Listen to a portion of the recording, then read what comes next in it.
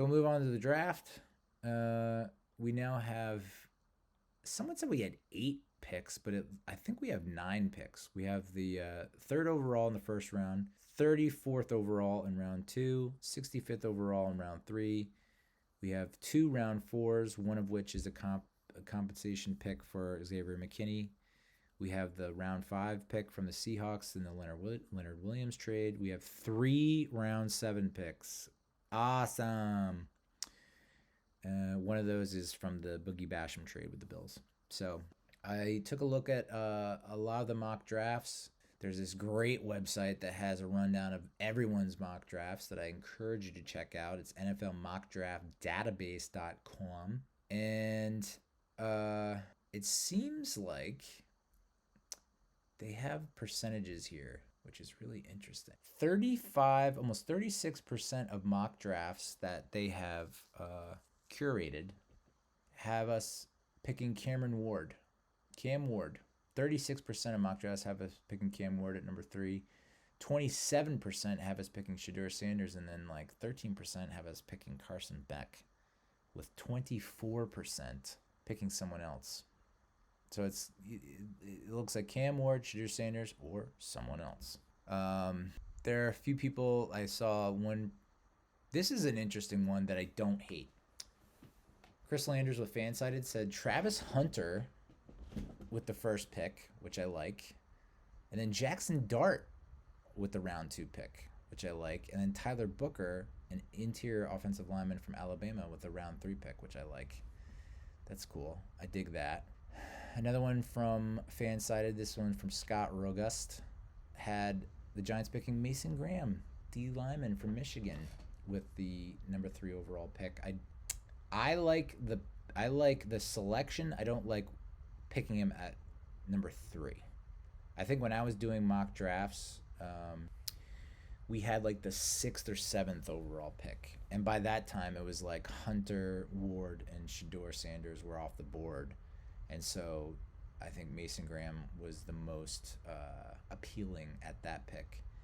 But if we decide to trade down and then select Mason Graham in round 1, and then you have Jalen Milroe in round 2, I don't hate that. And then you have Marcus Mabo, offensive tackle, in round 3 from Purdue. That one kind of stuck out to me. A lot of these are Cam Ward or Shedeur Sanders. So yeah, I think Deion Walker is another top defensive line pick that I'd like to see us look into. I know Siobhan Ravel Jr., a corner, could be a round 2 pick for us. Not that we've had a great history of selecting cornerbacks in the first round, but maybe this one is different. Maybe one's, having a Heisman winner would be nice. And you still get a quarterback in Jackson Dart in round 2.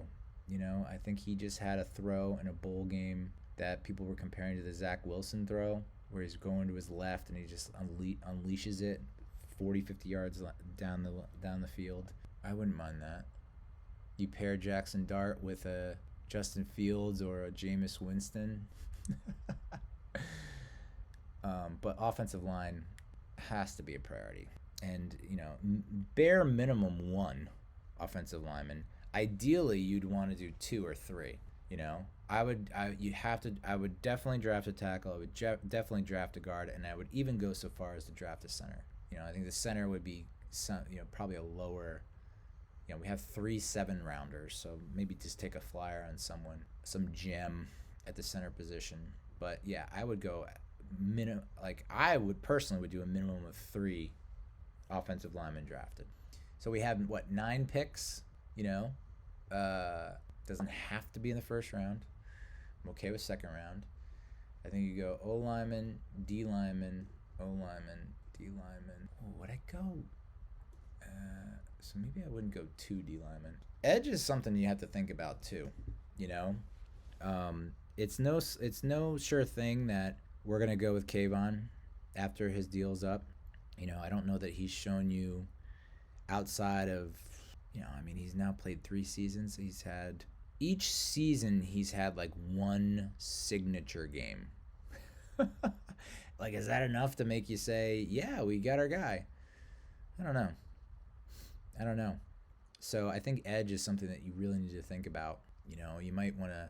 I mean, you're most likely going to lose Ojulari. I think he probably wants to start somewhere and could.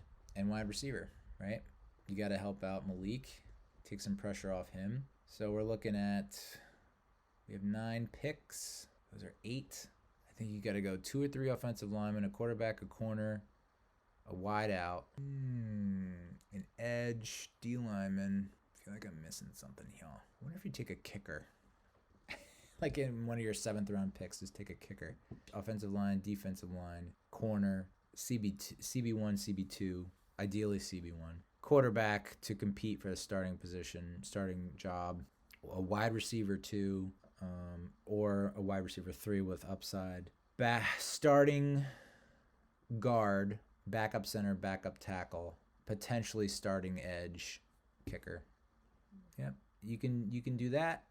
You got me feeling good.